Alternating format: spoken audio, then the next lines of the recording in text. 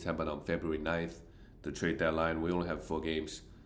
Denver Nuggets lost to the Magic 104-115. I mean, Denver is one of those few teams that, well, they did make some trade. They traded away Highland Bones to where? Forgot who, but it's not something major. I think they're okay with their current roster.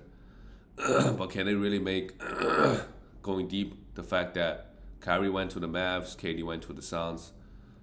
We'll see. But they're gonna have home court advantage going to the playoffs. Jokic, of course, 29 points, 12 rebounds, just so good. Missed some free throws and 7 turnovers, but it didn't matter. Aaron Gordon had a huge game, 37 points, and this year he's shooting the ball really, really well. 71% again. Just getting a lot of layups playing with Jokic. KCP play high minutes. He's a guy that we could roster for sure. Can hit some threes, fairly efficient, get some defensive stats. Bruce Brown, as long as Jamal Murray is out, we could stream him. And Michael Porter Jr. played 34 minutes, hit 3 threes. But nobody, well, it's mainly Aaron Gordon and Jokic scored like 70% of their total points. For the Magic, Paolo Banchero played subpar, 11 points and 10 rebounds. Wendell Carter Jr. shot the ball well. Jalen Suggs is starting now. What's changed? Markel Fultz, of course, he's a must roster. Had 3 steals and 4 assists with 8 rebounds. All those are all good. Efficiency a little bit suspect. Franz Wagner only had 10 points. But Jalen Suggs, we should keep an eye out. If he gets around 30 minutes, we could roster him for some assists and steals. Jonathan Isaac, in 11 minutes, he's putting up numbers. 3 steals and a block.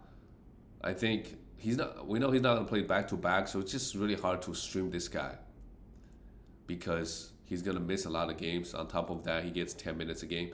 But when he does play 10 to 15 minutes, he gets you a couple of stocks, which is good. Cole Anthony had played 24 minutes. He's not fantasy relevant at the moment. All right, now we look at the Suns. It might take a few days for KD to get there, but they should be. Devin Booker was also out this game. They don't really care about the regular season now. They just need to, in the playoffs, everybody healthy.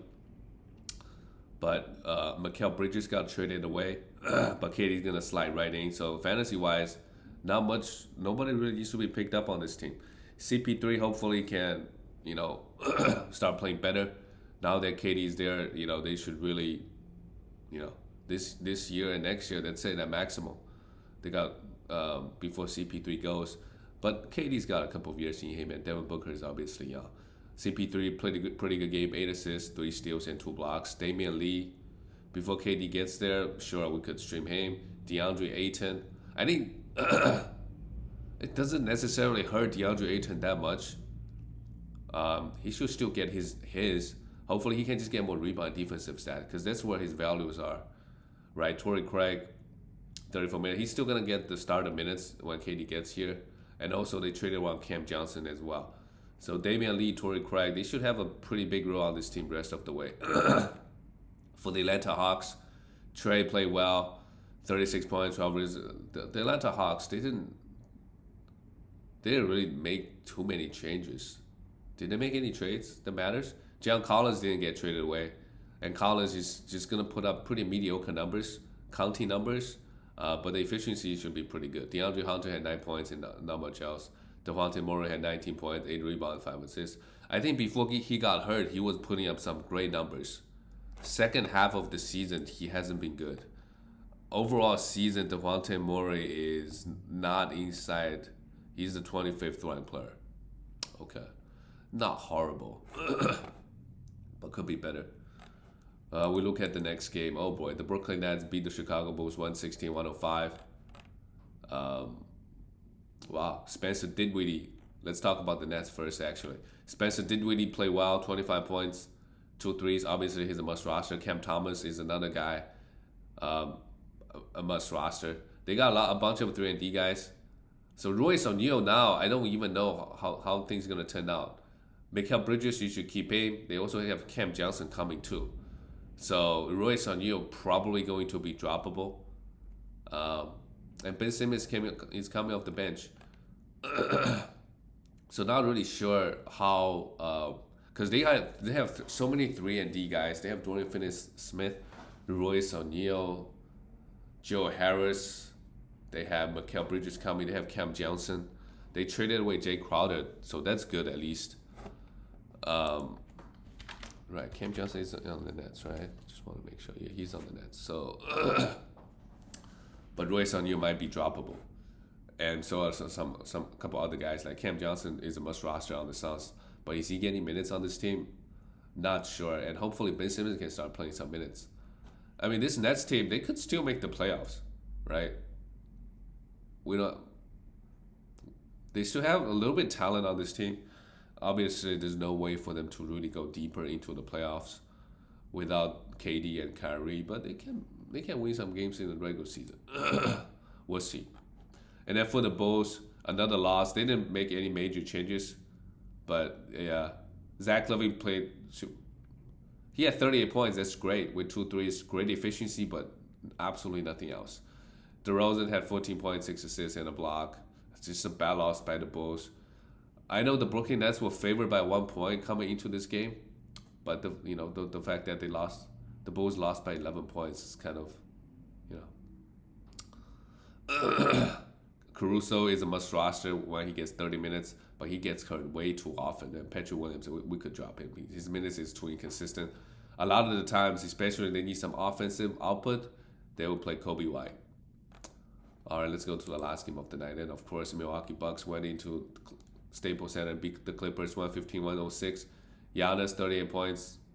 What trade did the Bucks? Oh yeah, they got Jay Crowder. So Jay Crowder will be really good, helping them out, especially in the playoffs. Drew Holiday played okay, and Chris Middleton continued to come off the bench 24 minutes. This guy has been such a headache all year, but he should be ramping up soon, playing 30 minutes. Just give him some time, maybe after All-Star break. And Brook Lopez added 10 rebounds and 3 blocks. Pretty good. And then for the Lakers, LeBron was out. They couldn't make any. I mean, they got D'Lo, so that helped their chances for sure. They got rid of Russell Westbrook, but how are they? How are they gonna compete with the Suns, for example? The other team, they have so much star power, but maybe D'Lo is gonna fit in really, really well. AD without LeBron had 23 points, 16 rebounds. Shot the ball bad, surprisingly, versus the big Bucks interior. No defensive stats. Pretty subpar game by AD. But AD right now is the second ranked player on the season now, behind Jokic. But him and Jokic should be 1 and 2. The injuries really impacted him. If he was healthy, he would put up Anyway, Rui Hachimura had 8 points. He's not fantasy relevant at all, even without LeBron. But I think D'Lo should have a pretty nice role here. I think D'Lo's usage his scoring output might go down a little bit, but who knows, right? When you play with LeBron 80, you're gonna get a lot of open shots, and you might be getting a lot of assists as well. So we'll see. But interesting to see how the Laker roster, the trade is gonna make them look. I mean, obviously, same thing with the Mavericks and the Suns. I feel like KD's gonna fit in, no problem at all. That's it, guys. I'll see you next time.